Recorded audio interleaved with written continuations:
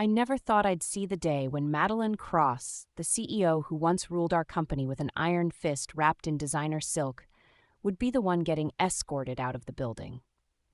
But there she was, her heels echoing like a death knell through the marble lobby, flanked by a security guard whose name she never bothered to learn. I remember the day she spat on him like it was yesterday. Working under Madeline was like being trapped in a high-stakes chess game, every move scrutinized, every mistake recorded and stored in her mental ledger. The company was her kingdom, and she was the queen who didn't hesitate to make an example out of anyone who dared to question her reign. Getting fired under her rule was a public spectacle, and she relished in it, often personally delivering the news with a smile so cold it could shatter glass. The irony that she was now the one being led away wasn't lost on any of us. I should back up a bit. My name's Nyara Voss, and I've been with the company for about 6 years, long enough to see the rise and fall of many, but nothing quite as spectacular as this. In the beginning, I admired Madeline's tenacity and confidence. She was everything a young, ambitious woman like me aspired to be. But as time went on, admiration turned into resentment. Her power didn't just corrupt, it consumed. The whispers started a few months ago. Rumors of closed-door meetings and hushed conversations. Madeline's temper, always a storm, had reached hurricane levels. People were quitting in droves, their resignation letters littering HR's inbox like confetti. Those of us who stayed did so out of fear or necessity, tethered to our paychecks and the slim hope that things might change. I could sense the shift one morning when I noticed an unfamiliar name on an email, an external consultant hired to enhance company culture. The joke in the break room was that you'd need a miracle worker, not a consultant, to deal with Madeline. But it wasn't just a joke. It was the start of the end. As more outsiders came in, Madeline's paranoia grew. She started holding meetings at odd hours, demanding impossible deadlines, barking orders without a hint of compromise. The pressure cooker was about to explode, but we were all too close to see it. And then, the final straw. A memo circulated outlining the company's new direction, a direction that didn't include Madeline's vision. She was blindsided. Her fury could be felt in every corner of the office, a palpable tension that left everyone on edge.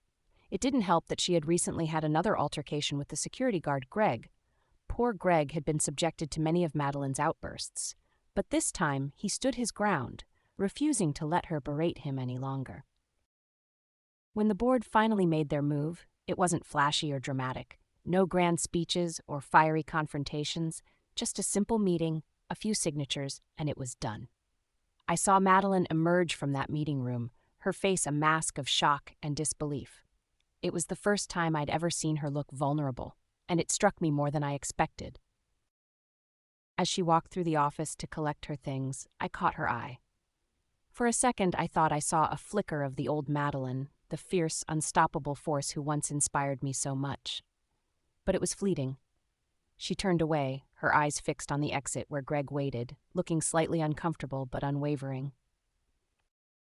The walk across the lobby felt like eternity. Her shoes clicked against the floor with a rhythm that matched the beating of my heart.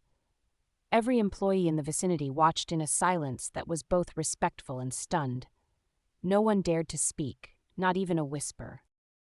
As Madeline reached the door, she paused. I couldn't help but wonder what was going through her mind. Did she feel regret for the way she treated people? Did she wish she had been different? My thoughts were interrupted when she stopped in front of Greg. I held my breath, waiting for the inevitable clash, but it never came.